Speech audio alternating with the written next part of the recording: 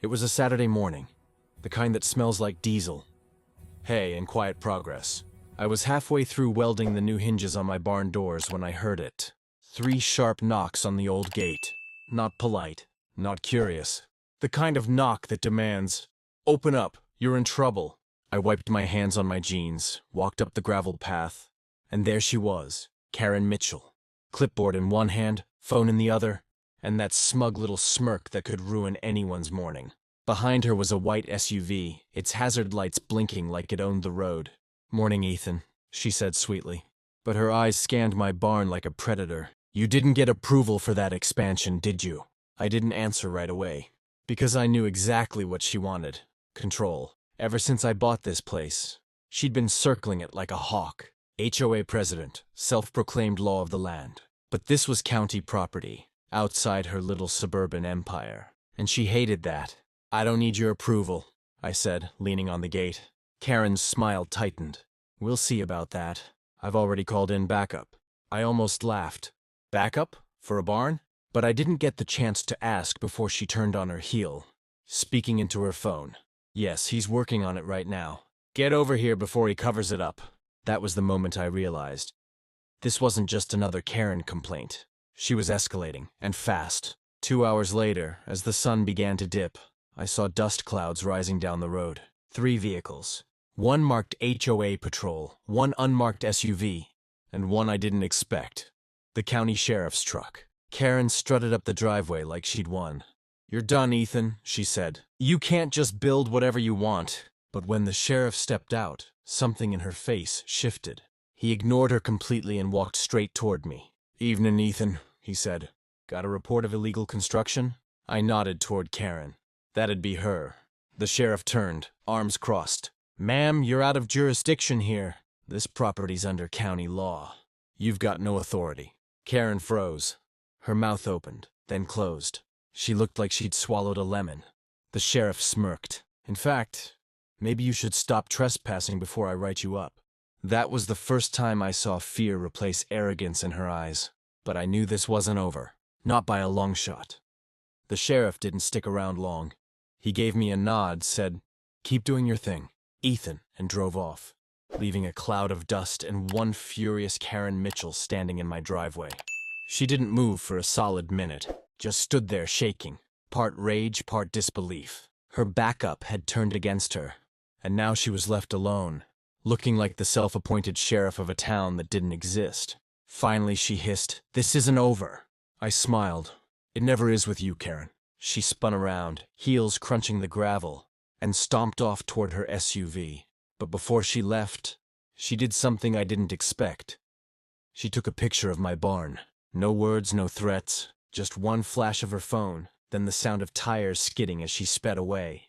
That photo, that single click, would end up starting the longest week of my life.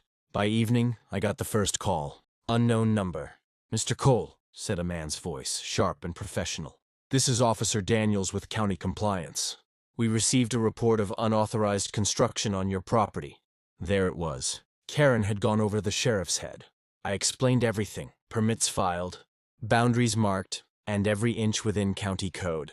Daniels listened, polite but cautious. "We'll send someone out to verify," he said. "Just procedure." Procedure, right. I'd heard that one before. The next morning, a white pickup with the county logo rolled up the drive. A younger officer stepped out. Clipboard, camera, the works.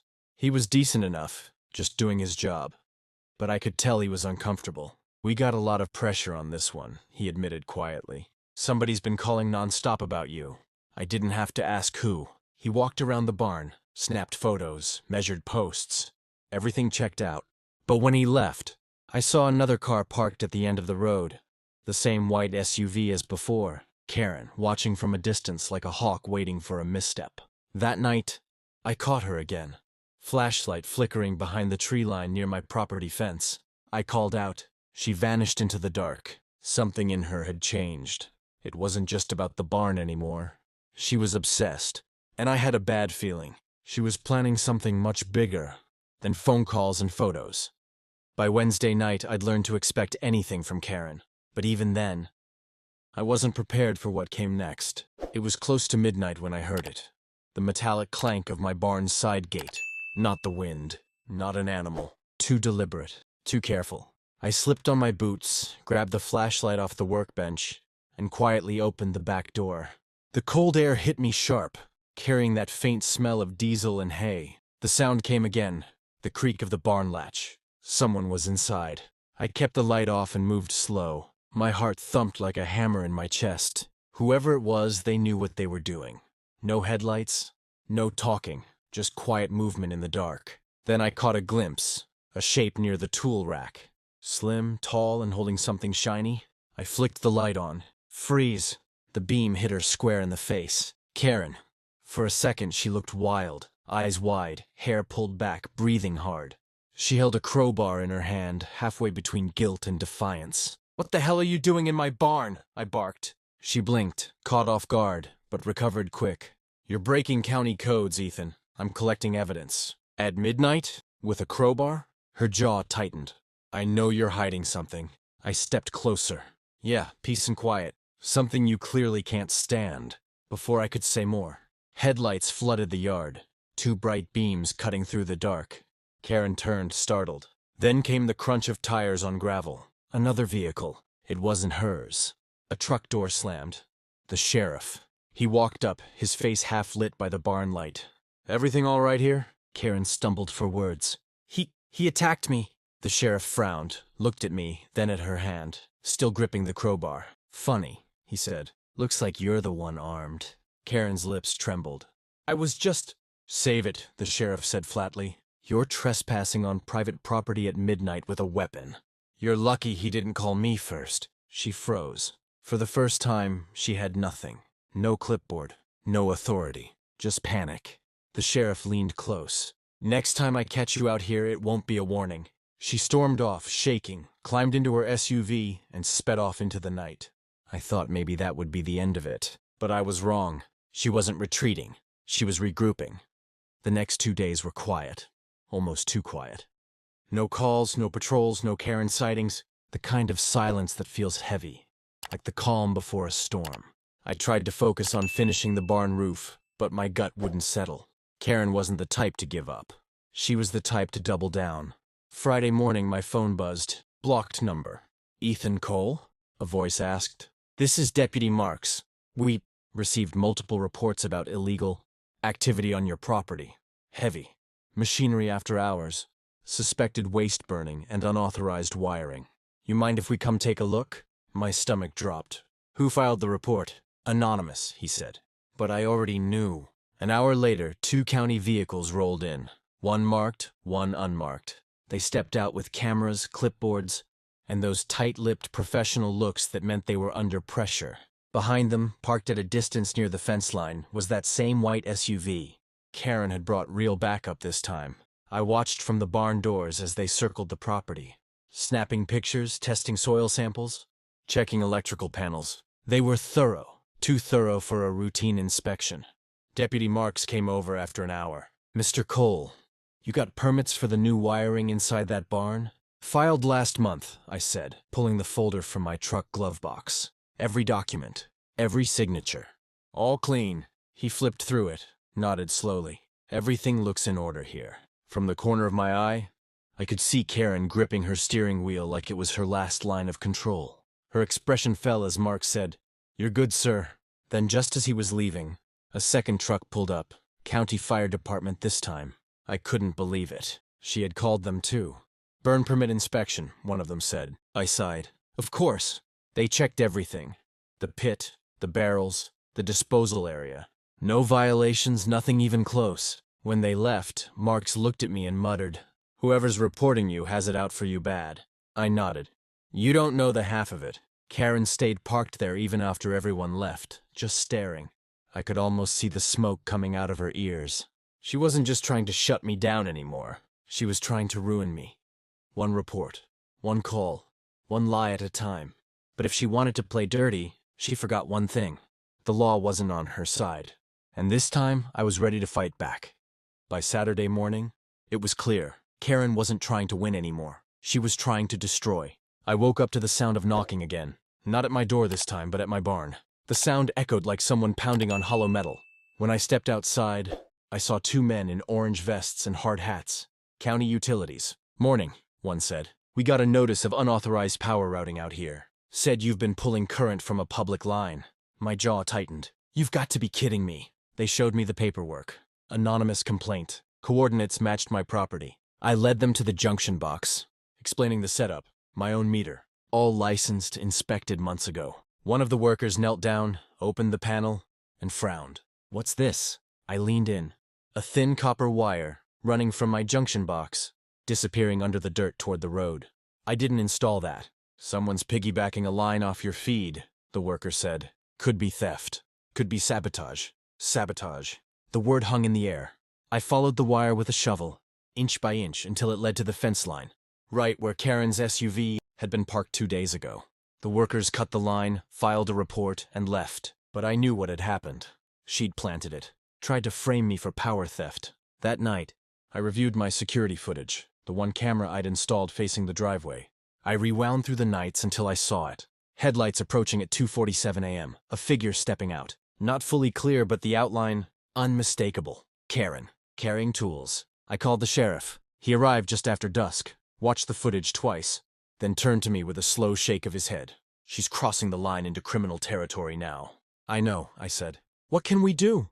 He smirked. Let her hang herself with her own rope. We'll handle this right. He asked me to set up one more camera, hidden, pointing at the barn and the driveway. She'll be back, he said. People like her always come back. As he drove off, the wind picked up, carrying that sharp metallic chill before a storm. The lights from my barn flickered once, then steadied.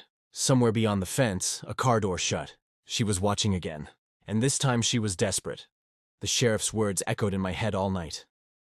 She'll be back. By morning, I'd installed 2 new cameras. One in the barn rafters, one disguised inside an old floodlight pointed toward the gate. Both wired straight into a hard drive hidden in my workshop. If Karen tried anything again, I'd have her dead to rights. The day passed slow. Every sound made me flinch. A passing truck, a bird landing on the roof, even the wind scraping through the tin siding. She'd gone quiet again, but quiet meant plotting. By dusk, the sun dipped low, painting the field in deep orange light. I was closing up the barn when my phone buzzed. Unknown number. I hesitated, then answered. A familiar voice. Enjoying your illegal wiring, Ethan? Karen. Her tone was sharp, almost gleeful, like she knew something I didn't. You're digging your own hole, I said. Am I? She snapped back. You think the sheriff can save you forever? I've got people too. Real authority. You'll see. The line went dead. A few minutes later, I heard the faint hum of engines. Multiple. Headlights appeared down the county road. 2, 3, 4 vehicles. One said zoning enforcement. Another had the fire marshal's logo. Karen had called in every contact she could find. They arrived in a convoy, all official, all flashing badges and paperwork. I stepped forward, calm but ready. The sheriff's warning had been spot on. Evening, gentlemen, I said. You here for the show? The lead inspector, a tall man with a clipboard, said, We received several complaints. We'll need to inspect your barn. I gestured toward the doors. Be my guest. They walked through, checked every post, every circuit, every beam. They found nothing, clean as a whistle. But I saw the frustration in Karen's face as she hovered just behind them, pretending to observe. Then one of the inspectors noticed something strange near the tool rack. A sealed metal box half buried in straw. He lifted it. What's this? I froze. I'd never seen it before. Karen smirked. Looks suspicious, doesn't it? The inspector knelt down, opened the latch, and inside were small canisters, wires, and batteries. A crude setup that looked like an explosive device. Karen gasped theatrically. Oh my God, Ethan! I felt my blood run cold. She'd planted it. Before anyone could speak, the sheriff's truck roared up the drive, lights flashing. He jumped out, eyes blazing. Step away from that box! Karen froze, caught between fake shock and real fear. The sheriff looked at me, then her. We were expecting this. And that's when he turned to the camera on my barn wall, still recording. The sheriff's voice carried authority that cut through the chaos. Nobody move! The inspectors backed off immediately, realizing the device could be dangerous.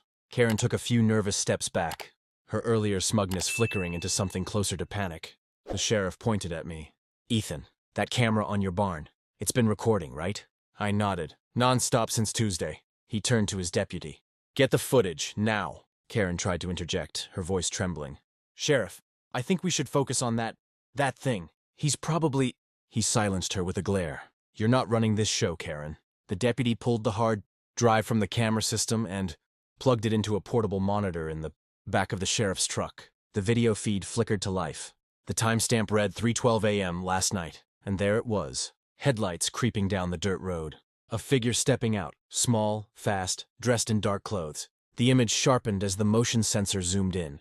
The face was clear. Karen, carrying that same metal box in her hands. She looked around, crouched near the barn wall, and buried the box under straw before sneaking away into the dark. No sound, no hesitation, just methodical, calculated sabotage. When the video ended, silence filled the air. The fire marshal stepped forward first, eyes wide. "Ma'am, that's you. On camera." Karen's face went pale.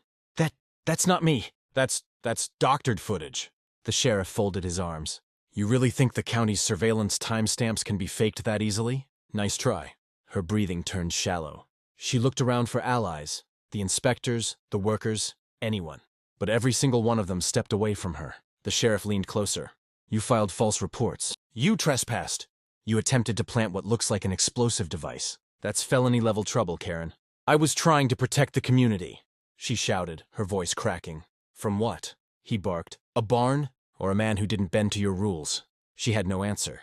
Just tears she refused to let fall. The sheriff called in a bomb technician to verify the device. Turned out to be harmless, rigged for show. But that didn't matter. Her intent was clear, and the footage sealed it. They read her rights right there in my driveway as the sun set behind the barn. Karen tried to protest, but her words broke under the weight of her own lies. And as the deputy cuffed her, she turned to me, eyes burning with hate. "You think this ends here, Ethan? You have no idea who you're messing with." I didn't say a word, because for the first time I knew I'd already won. The sheriff's truck disappeared down the road with Karen in the back seat, flashing red lights bouncing off the old barnwood. For the first time in months, my property was quiet. No SUVs, no patrols, no shouting. Just the hum of crickets and the low hiss of cooling metal from the generator. But peace doesn't last long when someone like Karen's involved. By morning, it was already spreading. Posts online, whispers from neighbors, photos snapped from phones. Someone had filmed her arrest. And by sunrise, it was making the rounds on every community page in the county. HOA president arrested for trespassing and false reporting. Some said she'd been framed. Others said she'd finally gone too far. But everyone had an opinion, and for once, none of them were on her side. I poured myself a coffee and watched from the porch as cars slowed down just to stare at my barn. The same one she'd tried to shut down.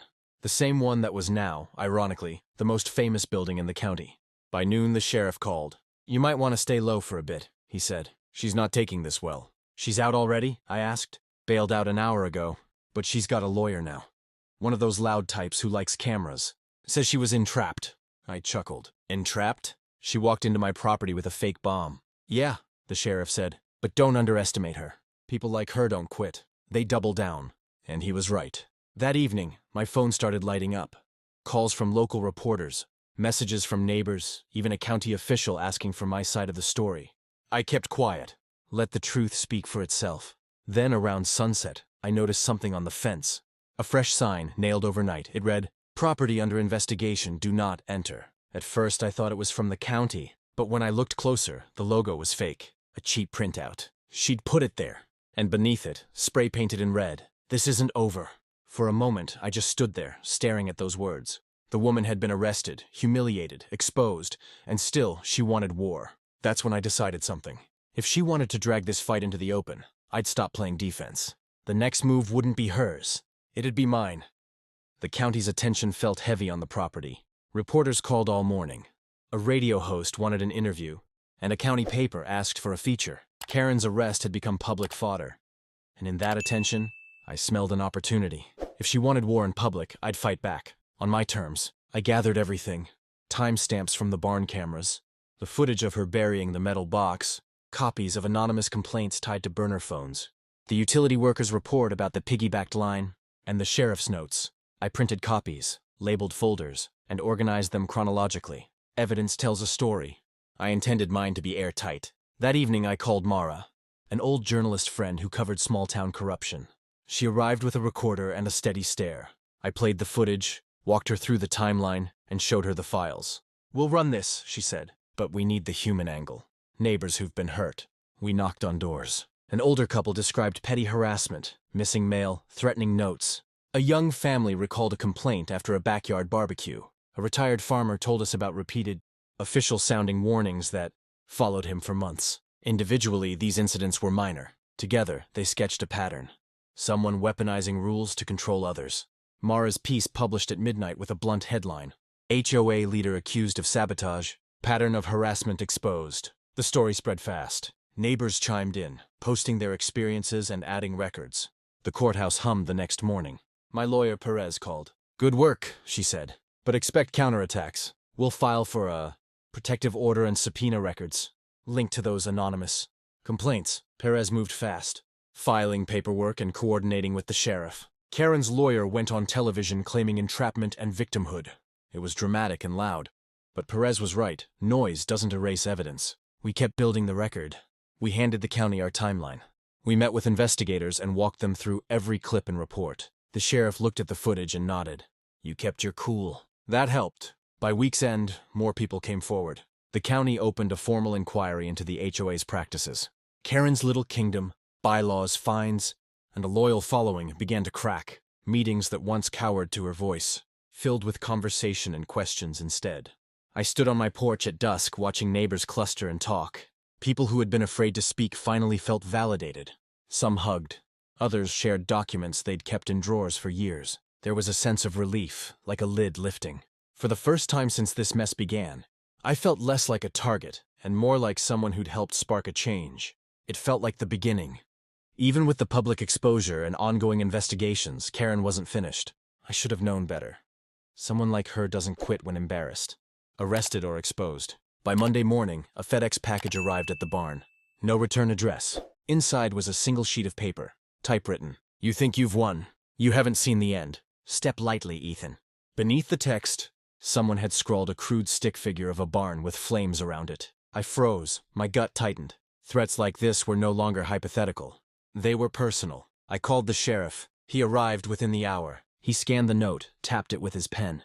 Harassment. Felony level. Whoever sent this is already crossing lines. I showed him the cameras. Could she have sent it? He frowned. Possibly. She knows your routine. But she's smart. She's trying to look anonymous. The note itself will help us trace it. Over the next 48 hours, my paranoia grew. Every sound and a rustle in the trees, tires on gravel, the wind against metal siding made me tense. The sheriff increased patrols. Neighbors volunteered to keep an eye on the barn. And I reviewed all footage repeatedly. Karen, meanwhile, appeared in public as if nothing had happened. HOA meetings continued online and in community halls. She addressed the county inquiry cautiously, maintaining a facade of innocence. While whisper campaigns persisted on neighborhood apps, it became clear she wasn't just playing the system. She was trying to intimidate me. I decided not to respond directly. Every interaction I might have had with her now would be monitored, documented. I refused to escalate emotionally. That was her trap, to provoke me into a mistake. Instead, I doubled down on preparation. Cameras, locks, lighting, neighbors in rotation. My barn became a fortress, silent but vigilant. Every phone call, every delivery, every suspicious vehicle was logged. And as I worked the next evening, hammering nails into the new roof beam, I realized she had underestimated me. She thought I'd be shaken. She thought I'd retreat. She didn't know how far I was willing to go to protect what was mine. And this calm before her next move, was where the tide began to turn. By Wednesday, I knew Karen would try something again. The anonymous note was proof. She wasn't giving up, she was escalating. I decided it was time to take the offensive, but carefully. I set up a small stakeout near the barn. 2 hidden cameras covered the driveway. Another caught the side gate, and I positioned myself in my truck a short distance away. Windows tinted, coffee in hand. The sheriff had advised me to document everything. I followed his instructions to the letter. No confrontation, only observation. Hours passed. The sun dipped low, painting the sky in blood-orange streaks. My muscles tensed with every passing car, every crow, every gust of wind, and then I saw it. Headlights slowing down near the end of the driveway. A familiar white SUV, Karen. She stayed in the vehicle for several minutes, seemingly calculating. Then she stepped out, carrying a small toolbox and moving slowly toward the barn. My heart pounded. This time I knew she wouldn't make a mistake. She wouldn't be clumsy. I started recording on my phone as I kept my distance. Every step she took was deliberate, every glance around calculated. She stopped near the side gate, crouched, and began fiddling with the latch. My stomach dropped. She wasn't just trying to intimidate anymore. She was attempting entry. From my pocket, I pulled a small megaphone. "Step away from the property, Karen! You're trespassing!" My voice cracked like a whip in the dark. She froze, eyes widening. Then, as if deciding she had nothing to lose, she bolted toward the barn door. That's when the sheriff's truck appeared. Lights flashing, siren muted but threatening. 2 deputies jumped out, surrounding her. Karen's face drained of color. She tried to pull out her phone, probably to call backup, but one of the deputies stepped forward, blocking her. "Hands where we can see them," the sheriff barked. For the first time, I saw her panic completely. No smirk, no defiance, just raw fear. The small toolbox fell from her hands, clanging loudly on the gravel. The deputies cuffed her quickly. The cameras on the barn caught everything. The sheriff shook his head. "This ends tonight," Karen shouted as they walked her to the truck, trying to explain herself, but no one was listening. She had pushed too far, crossed every boundary, and her own aggression had trapped her. I exhaled, relief washing over me. But deep down, I knew she might not give up entirely. She might find another way. But this night had changed the game.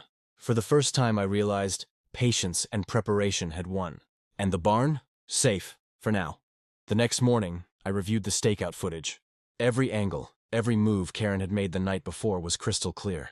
She had attempted trespassing, had tools in her hand, and every step was recorded on multiple cameras. No ambiguity, no gray area. I organized the footage and made copies for the sheriff's office. They told me this would be crucial, not just for criminal charges, but to protect me legally from any counterclaims she might attempt. Karen had already proven she would lie to anyone at any time. While the sheriff handled her official arrest paperwork, I began compiling a detailed timeline of her harassment, each anonymous complaint, the midnight intrusions, the phony device, and even the bogus utility reports were documented with dates, times, and evidence. My barn cameras had been silent witnesses to months of escalating harassment. Neighbors, now emboldened by the sheriff's intervention, began sharing their experiences. One by one, stories came out, falsified HOA fines, intimidation tactics, and repeated attempts to interfere with personal property. I cataloged everything, phone records, emails, photos, each piece of evidence stacking higher than the last. By mid-afternoon, my attorney, Perez, arrived to review the files. "This is airtight," she said, flipping through the documents. "If Karen tries to escalate, you're protected. And with this, we can push for restraining orders, harassment charges, and even civil action if necessary." I leaned back in my chair, exhausted but relieved. For the first time, I felt in control. Months of stress and fear were finally being turned into actionable power. But even with all this evidence, I knew one thing. Karen wasn't going to disappear quietly. She had too much ego, too much pride invested in trying to dominate others. Every move she made was calculated, a mix of desperation and obsession. The sheriff dropped by later that evening. "Ethan," he said, surveying the barn, "you've done everything right. You didn't confront her unnecessarily. You didn't escalate, and you've documented everything. That puts you in the driver's seat now." I nodded, feeling the weight of the moment. For months, I'd been reacting, defending my property, defending myself. Now the tables were turned. Karen's moves were predictable, and her obsession had become her own undoing. As I walked through the barn, checking the locks and inspecting the new wiring one last time, a sense of calm settled over me. I could feel the shift. Karen's campaign of harassment had reached its peak, and with the evidence in hand, the law firmly on my side, and my property secured, the next moves would no longer be hers to dictate. By the following week, the county had officially taken notice. Karen's repeated false reports, trespassing attempts, and harassment had triggered a formal inquiry. The sheriff coordinated with county officials to ensure my property was protected, and investigators were assigned to review every complaint she had filed. I met with the lead investigator, a no-nonsense woman named Officer Reynolds. She had stacks of paperwork in front of her, emails, complaint forms, and witness statements from neighbors. "We've seen a pattern here," she said, scanning the documents. "This isn't a one-off. This is targeted harassment." I nodded. "It's been escalating for months. She won't stop until someone puts a hard line in the sand." Reynolds glanced at the barn cameras I had provided. "Good work documenting everything. This will make the county's case airtight." By midweek, letters arrived for Karen. She was officially barred from my property, warned against further interference, and notified that any future attempts to trespass or intimidate me would result in criminal charges. This wasn't just a warning, it was a legal blockade. Karen tried to rally sympathy from the HOA board, but my evidence had made her credibility crumble. Emails leaked showing her attempts to manipulate inspectors, threaten neighbors, and fabricate complaints. The board members, previously loyal to her, distanced themselves immediately. Meanwhile, the sheriff stopped by the barn. "Ethan," he said, "you've handled this better than anyone else I've seen in years. You didn't escalate, you documented, and you let the law handle her. That's why she's losing." I leaned against the barn wall, the late afternoon sun cutting across the field. For the first time, the harassment felt manageable. Karen wasn't gone, but her options were limited. Even her online presence was faltering. Community pages that once amplified her every complaint now highlighted my story and the evidence of her harassment. Posts showing her attempts to intimidate neighbors went viral locally, leaving her reputation in tatters. That night, I walked the perimeter of the barn, checking fences, locks, and cameras. Every sensor, every camera, every detail was double-checked. She might try again, but I was ready. Somewhere in the distance, I imagined her plotting her next move. But this time I was calm. The law was on my side, the evidence was stacked, and my property was secure. For months, Karen had tried to dominate me with fear, complaints, and manipulation. Now, the tables had turned completely. I realized that victory wasn't just about protecting the barn. It was about sending a message. Threats, harassment, and obsession only work if you let them. And I wasn't letting them anymore. Just when I thought the worst was behind me, Karen made her next move. Predictable, but bold. It was a Friday evening. I was in the barn, finishing up some welding, when I noticed a car slowly circling the perimeter. My cameras caught it immediately, and I recognized the white SUV before it even parked a block away. Karen, again. She wasn't alone this time. Through the tinted windows, I could make out another figure. Someone new, someone unfamiliar. My heart sank. Back up. She had learned from her previous failures and wasn't taking chances. I called the sheriff immediately. "She's back. With someone. Stay put, don't engage," he warned. "We'll intercept." I watched from inside the barn, keeping low. Karen and the new accomplice approached the fence, speaking in hushed tones. The cameras recorded every movement. I could see her holding a clipboard, scribbling notes, probably trying to appear official. Then she did something audacious. She tried to enter the side gate. The same one she had tampered with weeks ago. My heart pounded, but I stayed calm. And the sheriff's truck arrived moments later, lights cutting through the dusk. Karen froze. The accomplice panicked. I could see the realization dawn on them both. The law was already waiting. "Step away," the sheriff shouted. "This is your final warning!" Karen looked around desperately, searching for a way out. The accomplice tried to retreat, but the sheriff blocked him. Both were taken into custody this time. No warnings, no negotiations. Afterward, the sheriff shook his head at me. "Persistent, isn't she?" I nodded, but predictable. The county logged every movement, every attempt at trespassing, and updated their case against her. Karen's escalation had backfired completely. By bringing someone else into her scheme, she only ensured more documentation against her. I spent the night reviewing the new footage, noting every gesture, every step, every word. Each clip made the legal case against her stronger. Each camera angle ensured there would be no question of intent. For the first time, I felt a sense of satisfaction beyond protection. The harassment was no longer a threat. It had become evidence, and evidence always wins when you stay calm and methodical. By sunrise, I knew one thing. Karen's reign of intimidation was crumbling, and every move she made was only digging herself deeper.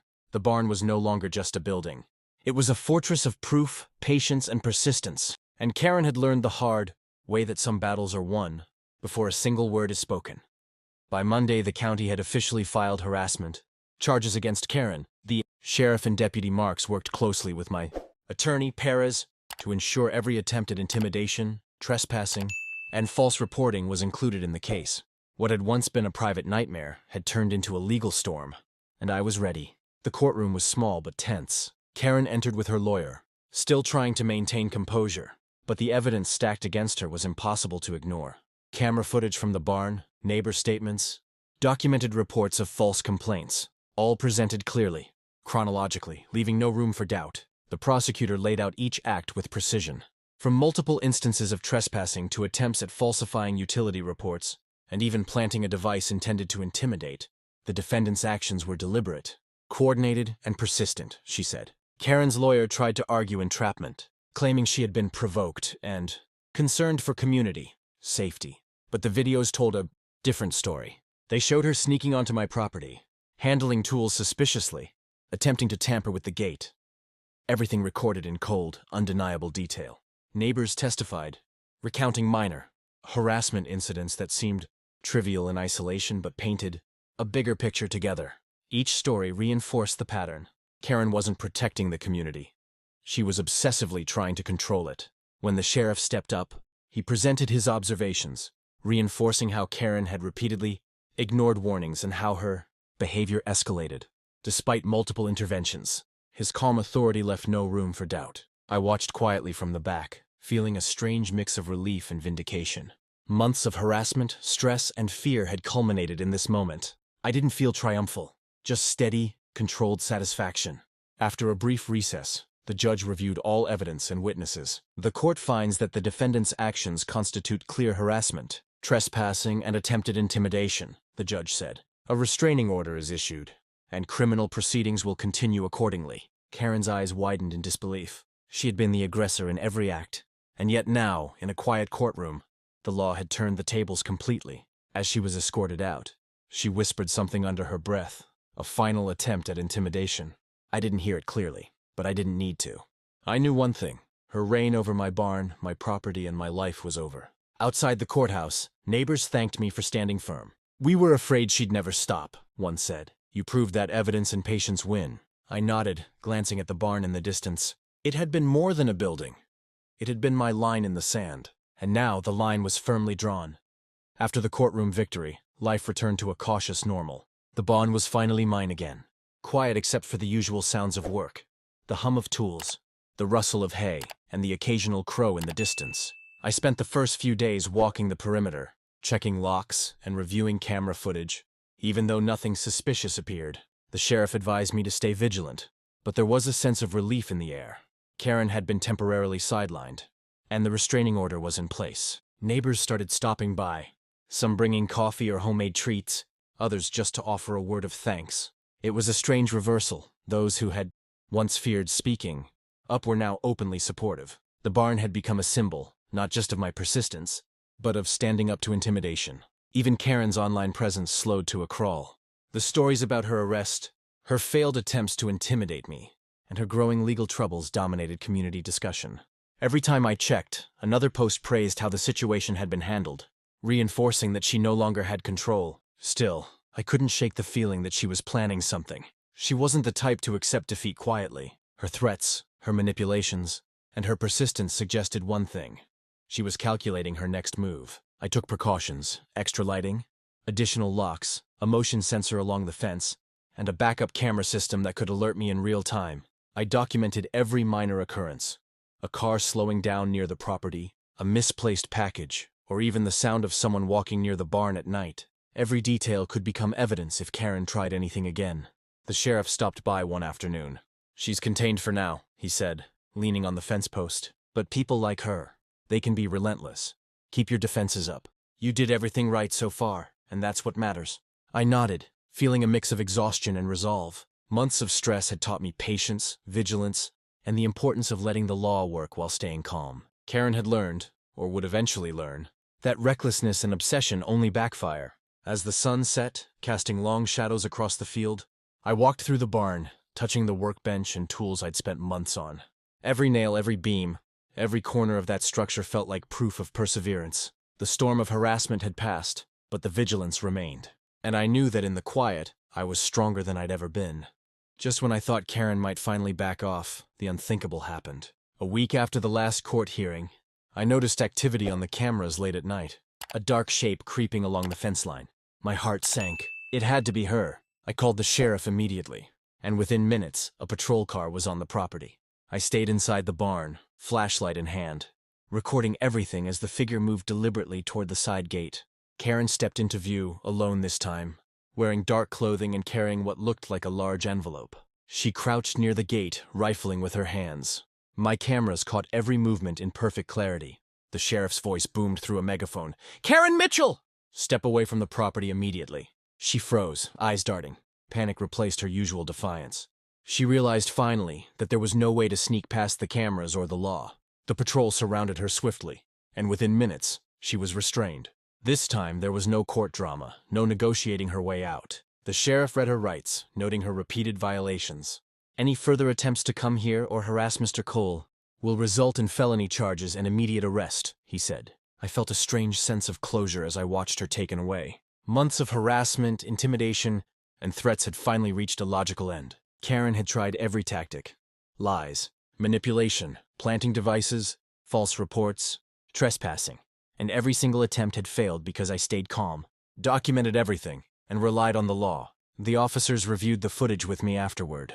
"We've got everything we need for her prosecution now," one said. "No way she can argue ignorance or entrapment. This is solid." For the first time in months, I felt a weight lift off my shoulders. My barn, my sanctuary, my project, my proof of perseverance was safe. I walked through it slowly, touching the beams I'd built, the hinges I'd welded, and the workbench I'd repaired countless times.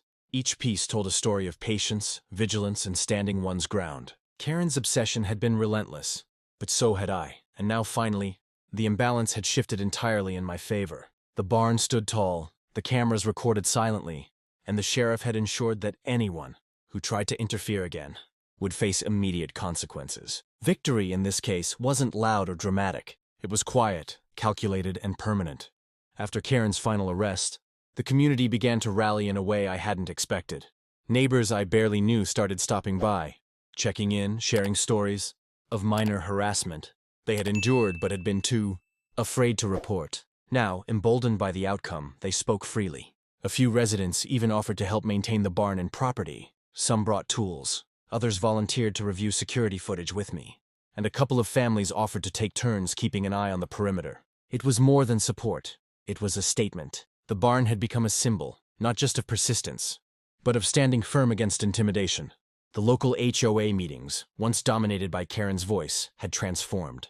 Board members openly criticized her tactics and encouraged transparency. Policies were being reviewed, and there was a newfound sense of accountability. The power she once wielded to control others was slipping through her fingers. Even local news outlets began covering the story of how one resident had used evidence, calm strategy, and law enforcement to protect his property and community. The coverage emphasized vigilance, patience, and proper documentation, a guide for anyone facing harassment from overzealous HOA members or neighbors. The sheriff dropped by one evening, giving a small nod of approval. "Ethan, this is exactly how it should be handled. You didn't react with emotion, you documented, and you let the law work. People noticed that." I felt a sense of relief mixed with pride. Months of stress, sleepless nights, and constant vigilance had paid off. The barn was safe. The legal system had protected me, and my neighbors were no longer afraid to stand up for themselves. I took a walk around the property at sunset. The camera lights glinted softly, the fence stood secure, and the field stretched quiet under the fading light. For the first time, the property felt entirely mine, not just physically, but symbolically. It represented patience, persistence, and the power of evidence over intimidation. And though Karen had tried repeatedly to assert control, each attempt had only strengthened my position.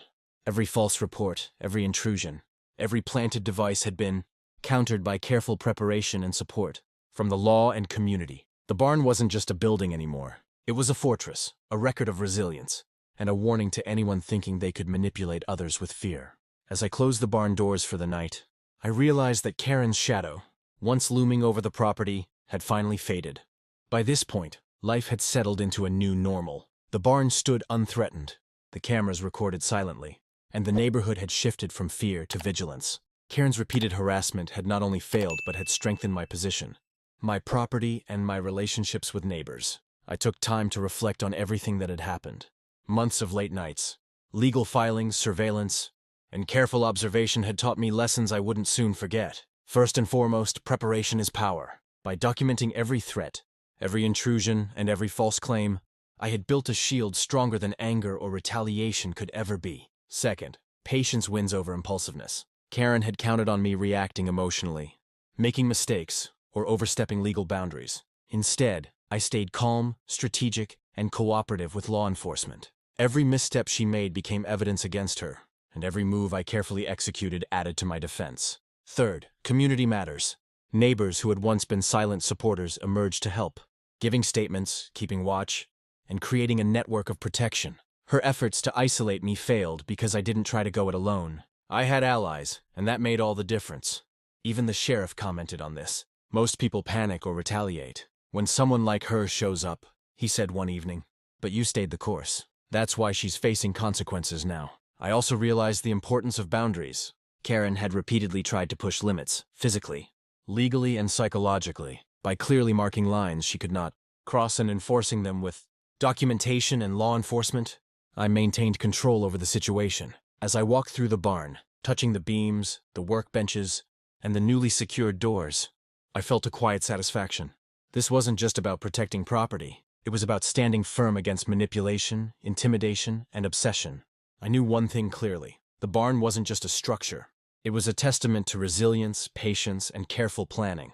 And Karen, for all her aggression and persistence, had been defeated not by force, but by steadfastness, preparation, and the law. The sun set behind the barn, casting long shadows across the field. I breathed in the quiet, the scent of hay and metal, and realized that the storm had passed. The lessons learned here would stay with me forever, guiding not just how I protect my property, but how I navigate any conflict. Karen's chaos was over. My barn, like in my piece, had prevailed. The days that followed felt almost surreal. Karen's legal troubles progressed, and the restraining order remained firmly in place. Any attempt she made to contact me, harass neighbors, or interfere with the barn would now be met with immediate consequences. Her pattern of obsession and intimidation had been thoroughly documented, leaving her with no room to maneuver.